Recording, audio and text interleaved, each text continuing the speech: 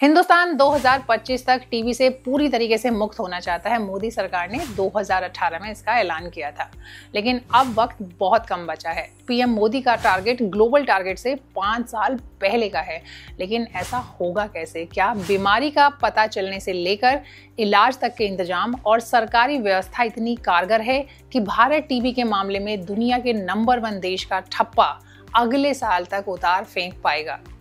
साथ ही ये भी देखना होगा कि सरकार के तमाम दावों और प्रचार के बावजूद मरीजों को किन भेदभाव और दिक्कतों का सामना करना पड़ रहा है। एक वक्त था जब टीबी का नाम सुनते ही रूह कांप जाती थी। ये मौत का दूसरा नाम था। लेकिन आज भी कोरोना के बाद अगर सबसे ज्यादा मौत किसी बीमारी से सालाना हो रही है तो वो है टीबी। लेकिन इससे डरने की जरूरत नहीं है। आप इन सब से मिलिए। मुकेश कुमार, पूजा और ये सौरभ हैं। ये टीबी चैंपियन है। टीबी को हराने की इनकी कहानी दूसरों के लिए एक प्रेरणा भी है और हौसला भी। पूजा कुमारी, गया जिला से। मैं मुकेश कुमार, टीबी चैंपियन, गया जिला से। मेरा नाम है सौरभ और मैं सोनभद्र जिले से हूँ। 2014 में टीबी हुई थी, जब मुझे टीबी का पता भी नहीं था कि मुझे क्या हुआ है। पहले शुरुआत में बुखार लग रहा था, खांसी बहुत ज़्यादा था।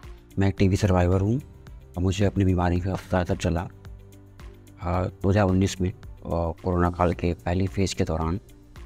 मुझे हल्का बुखार रहा। सरकारी अस्पताल में डॉक्टर को दिखाया तो उन्होंने टाइफाइड का टेस्ट बताया करने को कहा और रिपोर्ट में टाइफाइड टेस्ट पॉजिटिव पाया गया। डॉक्टर ने टाइफाइड की दवा चला दी और मैं टाइफाइड की दवा खाने लगा। 2021 में मुझे टीबी हुई थी और मुझे जब प्राइवेट अस्पताल में हमने दिखाने के लिए गया, उसमें सर्दी खांसी बुखार ज़्यादा लग रहा था। तो बुखार आते आते एकदम हम कमज़ोर होते गए और जब प्राइवेट में हमने दिखाया तो उस एक्सरे और जांच की से पता चला कि हमको टीबी। तो हम बहुत ज़्यादा घबरा गए कि हम तो प्राइवेट में पैसा कहाँ से लाएंगे, कैसे समय पर दवा खाएंगे, क्या करेंगे नहीं करें। बहुत घबराहट होगी, है ना। और कितना दिन दवा चलेगा, कितने दिन अब वो इसे करना होगा। बुखार वापस से आ गया और पैरासीटामॉल से भी काम नहीं चल पा रहा था। तो पैरासीटामॉल भी कम पड़ रही थी उस टाइम, कोविड के टाइम में। लगभग 15 दिन तक मैंने टाइफाइड की दवा का कोर्स पूरा किया, जिससे मैं वापस से थोड़ा अच्छा महसूस करने लगा। लेकिन भूख न लगने की समस्या पहले से ही थी, तो डॉक्टर ने भूख बढ़ाने वाले हार्मोन्स की टॉनिक दी। कुछ सुधार हुआ लेकिन ज़्यादा नहीं हुआ। लेकिन फिर भी 55 किलो वज़न से मेरा वज़न घटकर 50 किलो तक हो गया। कोरोना के दूसरी फेज में मुझे समस्या वापस से हुई। मैंने वापस से सरकारी अस्पताल में दिखाया, उसी हॉस्पिटल में दिखाया। इस बार टाइफाइड का टेस्ट दोबारा हुआ और फिर मैंने फिर से जो रिपोर्ट जो थी पॉजिटिव होने का, डॉक्टर ने सुबह शाम मुझे टाइफाइड के इंजेक्शन लगवाए। बुखार का होने का फिर भी पैरासीटामॉल फिर भी चल रही थी। इसकी वजह से बाद में सांस लेने में दिक्कत हुई और मुझे लगा समस्या गंभीर हो गई। अब समस्या इतनी बढ़ गई कि मुझे एडमिट होना पड़ा हॉस्पिटल में। और उसके बाद जो ग्लूकोज की ड्रिप लगी और 3 बोतल के आसपास रही और मेरा वज़न घट गया फिर से, जो कि 40 किलो तक पहुंच गया उसके बाद। तो मैं 1 महीने के नाम सब तो गांव में ही इलाज करवाएं डॉक्टर से। फिर भी इलाज कराते हुए यहाँ पे नहीं ठीक हुआ, कंट्रोल हुआ गाँव में, तो हम डायरेक्ट गए दिखाने के लिए प्राइवेट डॉक्टर के यहाँ। नए प्राइवेट डॉक्टर के में दिखाए तो वहाँ पे मुझे सब जांच वगैरह हुआ, एक्सरे ब्लड सब टेस्ट हुआ, तो वहाँ पे हमको टीबी निकला। वहाँ पे डॉक्टर बोले कि आपको टीबी है और यहाँ 9 महीना आपका दवा चलेगा। परिवार ने निर्णय लिया कि इस बार बनारस दिखाना है। बनारस में IMS-BHU में दिखाया, अपॉइंटमेंट बुक किया ऑनलाइन, डॉक्टर को दिखाया। तो professor GN Srivastava, department of TB and chest, उन्होंने मेरी एक्सरे रिपोर्ट देखकर 1 सेकंड में बता दिया कि मेरे राइट लंग्स में, मेरे दाएं फेफड़े में पानी जमा हुआ है, तो इसको अभी निकालना ज़रूरी है। तो हम लोग राज़ी हो गए। पापा ने वहीं पर, पापा थे, सब कुछ हम लोग वहीं पर थे। और दिन आ गया और मुझे दिन याद है, वो 23 मार्च 2021 का दिन था। टीबी टेस्ट एक दिन पहले, और उसको प्लूरल फिजन कहते हैं। प्लूरल फिजन की वजह से मेरे फेफड़े में पानी जमा रहा। पहली बार बायोप्सी हुई मेरी, तो राइट लंग्स से मेरे पानी निकाला गया पीछे बैक साइड से। 1.4 लीटर पानी निकाला गया। 2 दिन के अंतराल पे मुझे जाना पड़ा हॉस्पिटल। और उस दौरान मेरा वज़न 34 किलो हो गया था, बहुत ही कम हो गया था। मुझे लगा भी नहीं था कि मैं शायद अब बच पाऊँगा, क्योंकि बिकॉज वेट ऑलरेडी कम होता जा रहा था। फिर कोई बात, उसके बाद मेरी बायोप्सी रिपोर्ट लैब भेजी गई तो मुझे पता चला कि मुझे एक्स्ट्रा पल्मोनरी ट्यूबरकुलोसिस है। और पहले समझ में नहीं आया कि ये कैसे हो गया। मतलब टीबी तो मैं अखबार में, टीवी न्यूज़ में पढ़ा करता था, इवन अपनी मेडिसिनल केमिस्ट्री की बुक में पढ़ा था मैंने कि टीबी, व्हाट इज़ टीबी। सो ये मुझे समझ में नहीं आया। उसके बाद फिर दवा शुरू हुई जैसे जैसे। असल में टीबी में बीमारी का सही वक्त पर पता चल जाए और फिर मरीज को सरकारी सहायता की जानकारी हो तो मुश्किलें काफ़ी आसान हो जाती हैं। उस समय हमको पता नहीं था कि सरकारी में टीबी का इलाज फ्री होता था, तो वहीं पे हम 9 महीने के लिए टीबी का दवा स्टार्ट करवा दिए। वहाँ पे 3 महीना हम टीबी का दवा खाए और काफ़ी पैसा भी लगाए। तो 3 महीना दवा खाते हुए ही हमें किसी अनजान व्यक्ति से हमको पता चला कि इसका टीबी का इलाज सरकारी हॉस्पिटल में फ्री होता है और फ्री की दवा मिलता है। आप वहीं पे चले जाइए और वहीं पे दवा स्टार्ट करवा लीजिए, आपको पैसा बच जाएगा। गांव के एक बगल की आशा है, उनको पता चला, उनसे हम बात किए तो वो बताया कि सरकारी में ये दवा क्या है, फ्री है, आप वहाँ दवा से मिल जाएगा। तो हम वहाँ से दवा लिए सरकारी में गए, जांच करा, वहाँ हमको पॉजिटिव निकला था। तो वहाँ से हम दवा 6 महीना का, ठीक है, और वहाँ से हमारी सरकारी मदद मिली थी। जो अकाउंट है उसमें पैसा हमारे 3000 रुपये भी आए थे। तो हम सरकारी हॉस्पिटल में गए, वहाँ पे प्राइवेट का सभी कागज उगज लेकर के गए हैं जाँच वाला। वहाँ पे देखा तो फिर वो अपना अस्तर से सारा जांच किया और वहाँ पे दवाइयाँ स्टार्ट हुआ। वहाँ पे 6 महीना का दवा स्टार्ट हुआ। तो 6 महीने में 2 महीने ही हम दवा खाए, फिर भी हमको खांसी पर कंट्रोल नहीं हुआ। तो वो हमको गए जांच करवाने के लिए भेज दिए, EMDR की जांच करवाना पड़ेगा। जब गया हम जांच करवाने के गए MDR को, तो वहाँ पे 15 दिन के बाद हमको रिपोर्ट आया और हमें फ़ोन आया कि आपका MDR टीबी है, आपको मेडिकल हॉस्पिटल में 8 दिन के लिए एडमिट होना पड़ेगा और वहाँ पे एडमिट रह कर के आपको दवाइयाँ स्टार्ट होगा। तो हम गए मेडिकल में, 8 दिन एडमिट हुए। वहाँ पे एडमिट होकर के हमको दवा स्टार्ट हुआ और बोला गया कि आपका 24 महीना दवा चलेगा। 24 महीना दवा खाए फिर भी हमको कंट्रोल नहीं हुआ। हमको 48 महीना दवा खाने पड़ा।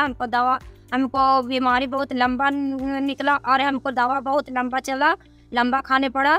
कई बार इलाज कम वक्त में भी पूरा हो जाता है, तो कई बार ये 3 से 4 साल तक लंबा भी चलता है। इस दौरान कभी हिम्मत टूटने लगती है तो कभी समाज के नजरिए से कोफ्त भी होती है। भेदभाव में घर का तो कोई भेदभाव ऐसे नहीं करते थे। खाना पीना में सब ठीक थे, 2-3 टाइम मतलब दोनों टाइम खाना ताज़ा पका के देते थे। लेकिन थोड़ा सा पड़ोसी लोग हैं, उन लोग को पता चलेगा तो बोल चाल काम कर देता है। वैसे वो भी गया था, वैसे कोई बात नहीं, उन लोग पता चला तो बोल चाल काम कर दिया। हमको दोस्त लोग थोड़ा सा था, वो दूरी पर बैठता या हम लोग जहाँ रहते तो वहाँ से आगे पीछे चल जाता। ये सब थोड़ा सा भेदभाव आई थी। और भेदभाव में हमको घर के परिवार किसी भेदभाव नहीं करते थे। 3 छोटे छोटे बच्चे थे, वो भी हमारे साथ में ही रहते थे, मेरे पति साथ में रहते थे और सब परिवार घर में एक साथ ही रहते थे। लेकिन घर वाले किसी के भेदभाव, बगल के मोहल्ले के लोग हमसे जाने की इसका टीबी है तो उन लोग कुछ भेदभाव करने लगे। हम किसी के साथ में बैठते उठते भी नहीं थे, अपना घर में ही रहते थे, कहीं जाते आते नहीं थे, अपना खुद से इलाज करवाए।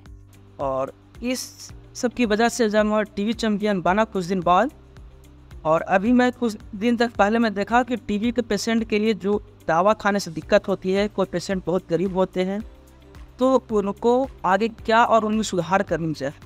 टीबी पेशेंट के लिए जो 500 रुपये उनको महीना मिलता है वो ठीक है, 100-200 रुपये बढ़ जाए तो अच्छी बात है।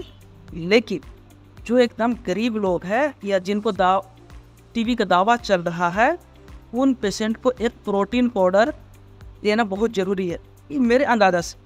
क्योंकि हम कर्नाटक के STS को देखे हैं, वहाँ टीबी दवा के साथ साथ एक प्रोटीन पाउडर गवर्नमेंट के द्वारा दिया जाता है जो बहुत ही सुंदर और बहुत अच्छा मजबूत होता है। हम 1-2 पेशेंट यहाँ से ट्रांसफ़र करके वहाँ खिलाए हैं, क्योंकि उसका रिजल्ट है बहुत अच्छा है।